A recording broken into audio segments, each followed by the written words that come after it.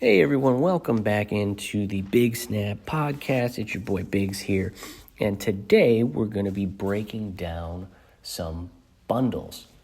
All right, so I am here on the SnapFan website.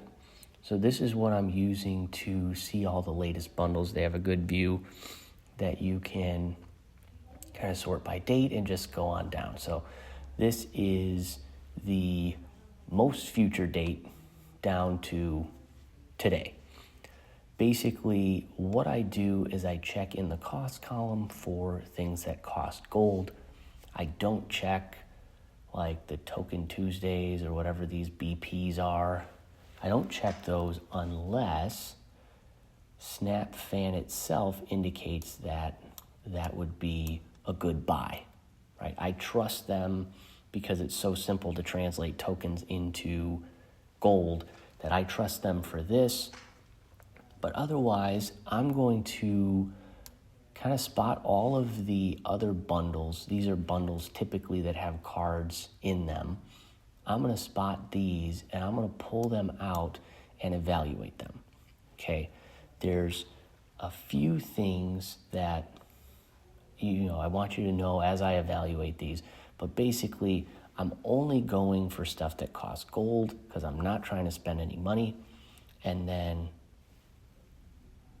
not trusting the SnapFan website for that evaluation.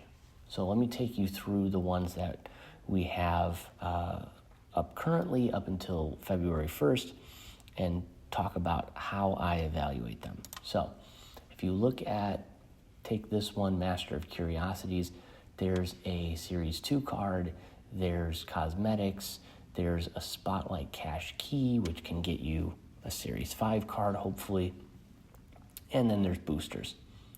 The only thing that I would say is valuable here is the Spotlight Cash Key.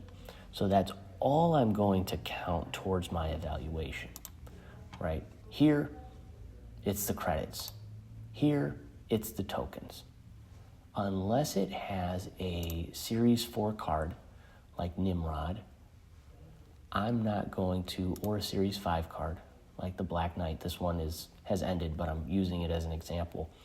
I'm not going to count it towards the value of that card.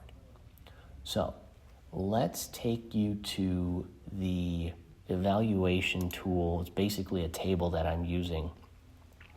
It has preloaded formula, so it's going to auto-calculate the true value of these cards for me, and basically tell me what I should or should not be interested in, right? You have a limited amount of gold in this game, especially if you're a free-to-play player. Gold is not super easy to come by. So I would say hoard it, and B, you want to use it judiciously, right? You want to be smart about it. So basically, what I do is, and I want to break down how I'm assigning values so that you can understand that. Maybe you'll agree or disagree with it, but at least that kind of gives you that baseline. So the value in gold here in column J, basically I have a formula that says however many credits, the value is 4/5 of that in terms of how much gold you would have to spend, plus if there's tokens, it's tokens times 1.3. After that, the only thing that counts is Series 4 cards. You can see are worth 3,000 tokens, so 3,000 times 1.3. And if there's a Series 5 card in the bundle, that is 6,000 times 1.3. Okay, so that'll get you your total value, real value of that bundle versus the cost of that bundle. That is in column K. Here's how much I'm saving by purchasing this in a bundle versus what I would have to pay for it if I bought it in the Snap marketplace. The saving percentage indicates the ratioed value of that, right? Because it's nice to save 1,500 gold versus 860 gold, but if I'm saving 123% versus 33%, this is what I want to target. pretty self-explanatory. Now, in taking you through the bundles and seeing the value of them, obviously, or I should say, it becomes obvious what's more valuable as you put these side by side, right? Clearly, this bundle is more valuable than this bundle. They cost the same, yet this one gets you 1,500 more credits. It gets you a Series 3 card, so if your Series 3 is not complete, you're going to value these a little bit differently than I am. I've recently completed Series 3, so all I care about in terms of value is Series 4 and Series 5 cards. It becomes very obvious when you do this that the Token Tuesdays and the Nimrod are by far the most valuable bundles here. Again, if Nimrod were to go down in series level, so if it were to drop to Series 3, you can see that completely negates the value and actually makes it the worst deal on this list. So if you were to do it today, just be mindful that things change and shift, and if the series drops affects that card, that would be devastating to that bundle, essentially. The last one I wanted to show you was the Eldritch Swordsman, because this is a Series 5 card, so it's going to have a value of 6,000 tokens, and it has 4,000 credits. Now, personally, I prefer credits to tokens. I just think climbing the actual collection ladder and getting the rewards off of that, you get some credits, you sometimes get variants. Getting the rewards off of that is better than just straight up trading your resource for a card. But the advantage of tokens is you get to pick exactly what card you want. Either way, this one is worth a super value because it's 5,000 gold. You get 4,000 credits, which is less credits, right? If there was no card in here, that would be a really bad deal. But because there's a card in here, you end up with a gold value of 11,000 versus 6,000.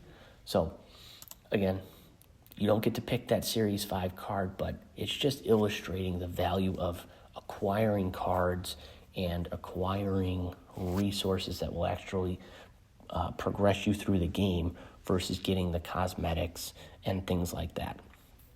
Hopefully you find this helpful. This is something that I'm going to use every time new bundles come out.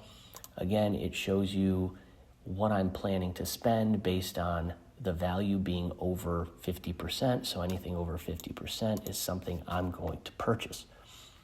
I've hoarded a lot of gold, so I'll have the 3,500 gold still left over after I were to buy all these bundles, these three.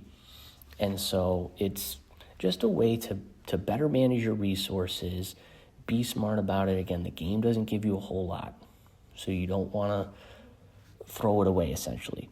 I, many times at the beginning when I was still, in the lower collection levels, I was straight up trading 400 gold for 500 credits, which isn't terrible.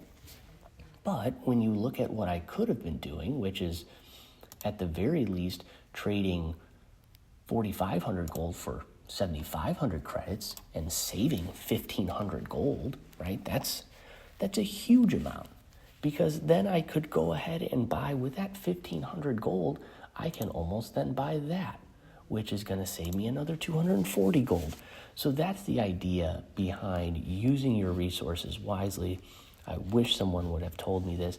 I will try to share this table, link to a template, so that you can just drop your stuff in there as well. Very, very helpful. Want you guys to be successful, especially if you're free to play. So comment, tell me what you think, and any questions, things like that. So thanks for listening to the Big Snap podcast. We'll see you next time.